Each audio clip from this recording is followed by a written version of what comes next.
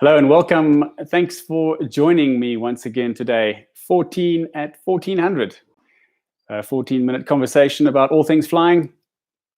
And I got a lot of feedback that the reading that I had started with yesterday was quite inspiring, and it encouraged some of my pilot friends to also dig back into Ernst K. Gann's Fate is the Hunter. So I thought I'd carry on with that again this afternoon, sorry. Fate is the Hunter. Now we're digging into the meat of the story. For a time, I stare at the ceiling. Let me just set the scene. So Ernst K. Gann is an airline pilot in the 30s and 40s, flying DC-3s and DC-2s. Hi there, Sean. Welcome. Thanks for joining. He's out there in the dark night. There's no lights. There's the smell of ozone in the air, which is indicative of thunderstorm activities. There's a layer of cloud above him and a layer of cloud below him, and it's just dark. And he's just put his face up against the windscreen. He's looked around, can see nothing up, nothing down, nothing around him. And I'll dive into the story. For a time, I stare at the ceiling of the cockpit, which curves only a foot or so above my head. There, at least, everything is familiar. I know the printed figures on the placards by heart. I can, without fumbling, reach surely for each switch, button, and knob. I can do it with my eyes closed. I know the diamond design sewn into the green leather, which is supposed to insulate the ceiling against the cold and noise, but which does neither. If you spend over 2,000 hours in the same little room, a room smaller than a prisoner in solitary confinement could tolerate, and if, in spite of its cramped area, you like the room and devote your entire career to mastering its peculiarities, then you must know that room and everything within it as certainly as a miser knows his hoard. For 2,000 hours is a long time. Although I realize there's no logic in the movement, I reach upward and I flip on the landing light switches. The gesture is involuntary, as if in my childish restlessness I must toy with something, or perhaps it is a more basic urge, a longing for more light. Instantly, two illuminated spears stab forward into the night. BT turns his head slowly with owl-like deliberation. He stares at me, then squints resentfully at a sudden brilliance beyond the windshield. In cockpits, very few things are done without reason. If you wish to ascertain the proper functioning of a reciprocating engine, you do not, under ordinary circumstances, turn on the landing lights and regard the engine as you might a wounded beast of burden. At best, the lights reveal little more than the outline of the nacelle, the engine cowling, and the great translucent medallion of the whirling propeller. The place to inquire after the health of an engine is on the panel ahead of our knees. There, instruments connected with its vitals report exactly on its sickness or well-being. They rarely lie. So I thought that was fitting today, considering the state of the nation. Here in South Africa, we're preparing for lockdown, which will be starting tomorrow night. And his reference to sitting in a small, confined room, smaller than a prisoner in solitary confinement could bear, it's quite apt. Airline pilots spend thousands and thousands of hours in that same small room. And knowing the switches where they are, blindfolded or in the dark of night, is one of the requirements of understanding your aircraft. So today I wanted to talk a little bit about why aircraft are still flying. And I just want to share with you what's happening around the world, and it can relate, and I'll show you some pictures in a minute. And then once again, after about a few-minute discussion on that, I'll open up to any questions. So Sean, you may ask any questions you like, whatever tickles your fancy, or something that I bring up you want to know more about, we can dive in there. But for now, why are aircraft still flying about? Well, if you were up to speed with what's going on now, India made an announcement recently, and as of midnight tonight, they're going into lockdown too. Now, there's 1.5 billion people in India, so that's quite a momentous task ahead of them. But nevertheless, they're not the only ones. The other countries include, as of my research this morning, 19 countries: the United Kingdom, Czech Republic, Norway, Poland, France, Belgium, Slovenia, Denmark, Ireland, Germany, Spain, South Africa, Italy, China, Indonesia, New Zealand, El Salvador, Australia, and Portugal. I'm sure more are going to join suit. But nevertheless, with countries in lockdown, there might be some questions as to, well, why do I still see aircraft flying about? Well, I'll relate a little story. Some of you may have seen a video I made recently on LinkedIn. On Sunday, we flew a wide-body aircraft with South African Airways, flew down from Johannesburg to Cape Town, and this Airbus 350 has 330 seats, and we had 25 passengers on board. So I can already tell your immediate response is, well, that was a waste. Why send such a big aircraft? Well, there was those 25 people that wanted to get back to Cape Town, back to their houses and their homes and their families in anticipation for what's coming. But the people that were in Cape Town needed to get out of Cape Town as well. And on the way back, we were close to full, well over 300 passengers on that flight. So it really was the best use of the equipment to fly a big chunk of people in one go. So what were these 300 people doing? Well, most of them were on board as international connecting passengers, and once they had arrived in Johannesburg, they were shortly going to connect on through the Middle East or Europe or America or to the Far East and return to their houses. We're quite a big tourism country, and a lot of people are finishing up the end of their trips or even cutting short their trips now and making their ways back home. And this was one of the sort of lost shoves. As of this morning, many of our domestic airlines, in fact, I think it's all of them now, have officially started shutting down. By tomorrow, there will be no domestic flying in South Africa. We stopped international flying with South African Airways a few days ago, and now the domestic flying is going to come to a stop.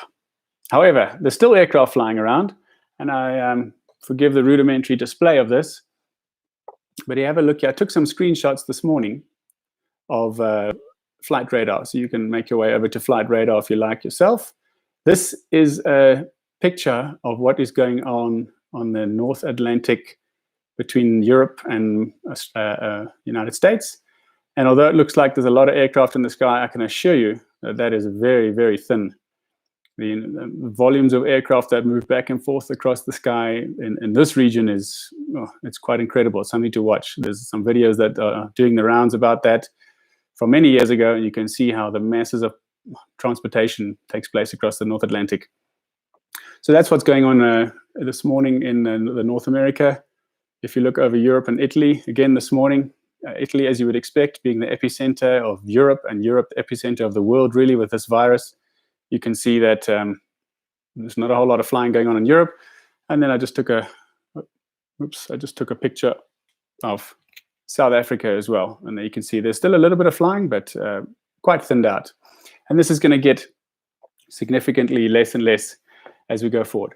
But what aircraft are flying? Well, I saw some of the news reports this morning that Cathay Pacific, having Hong Kong, having managed to take care of their lockdown quite significantly on top of this virus and the spread, they are now all systems go and ready to fly. However, there's nowhere to fly through. Passengers are not flying. Let me rephrase that. Passengers are not flying. So what are they busy doing? They're using their passenger aircraft and their cargo aircraft all for cargo. So I have some friends who are flying out there in the east, and even an Airbus 330 passenger configuration will be used for belly loads of cargo and moving the critical medical supplies around. By now, I think we're into the last couple of days where most people will have made their ways home again. And now it's just down to a bit of cargo moving medical supplies, perhaps some critical food items, things that are going to help in the lockdown phase and getting on top of the virus. So that's really what you'll see. I had a feeling when I went to work the other day that this may be my last flight for a while, and it seems to be that's what's playing out at the moment. But please share your thoughts. What do you think about what's happening with the flying? What is aviation's role in this fight against the virus? So Sean, you're welcome to ask any questions that you like over there.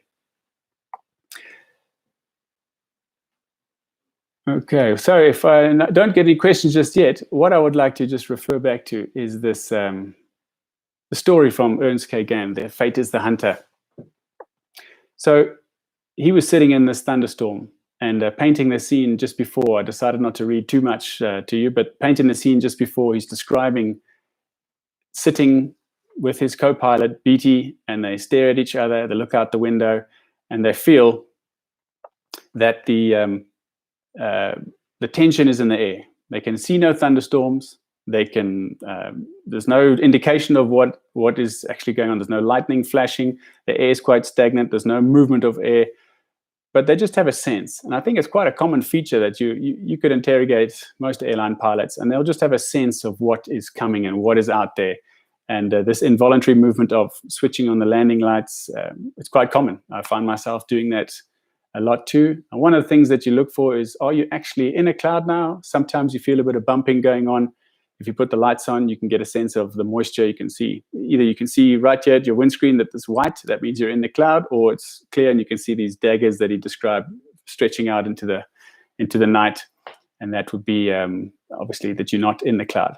But what's the significance of whether you're in the cloud or not? Well, if you're in the moisture, you will then be getting some of the moisture freezing on the aircraft. Remember, aircraft fly very high up. The temperatures are very cold. And if you're in some of this moisture, maybe it's time to put on some of the anti-ice, which prevents the ice buildup on the engines and the airframe. So that's really what we use it for at the moment. Those aircraft back then, they would be flying a lot lower, but still, knowing whether you're in the cloud or not is in a dark night. It's something that's important for pilots. So I see Sean's asking some questions. Did they ground the A380 because of the virus?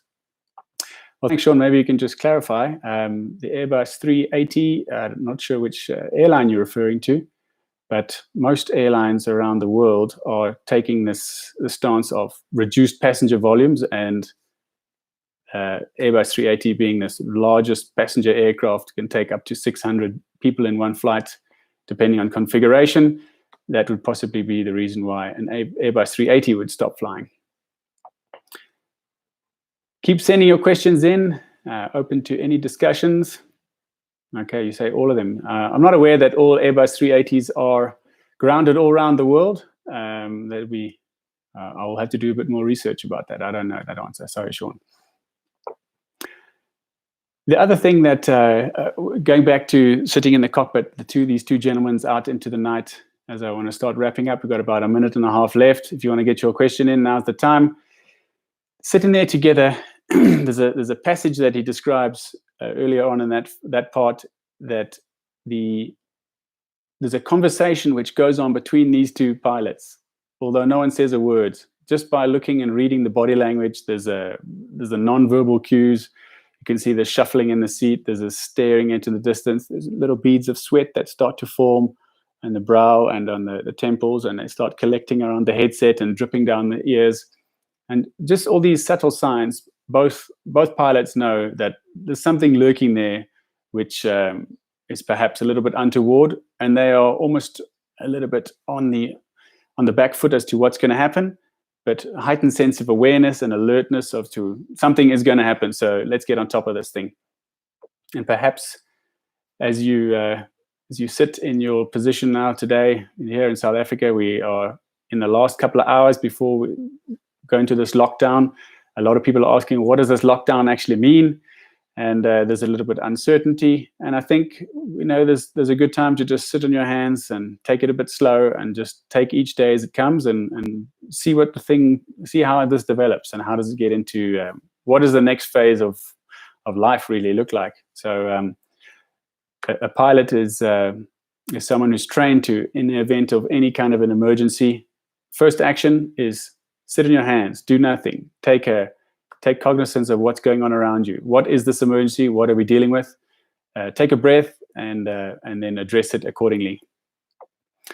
I see, Sean, you're dominating the questions today. Thank you for your support. Is SAA going to survive the virus? Well, I think we will all survive this virus, each one of us. There's going to be a lot of refiner's fire going on to all people around the world, small businesses, big businesses, state entities. And it's too soon to tell. There's a lot of good people at SAA that do a good job. And there's a lot of hurt going on in the streets economically. And that's not in South Africa, and it's not only state-owned. So I'll leave it at that for today. Thanks, everybody, for joining today. 14 at 1400. Please send some questions through. I'll be here every weekday at 1400 South African time, and we can continue the conversation. That's it. Stay safe.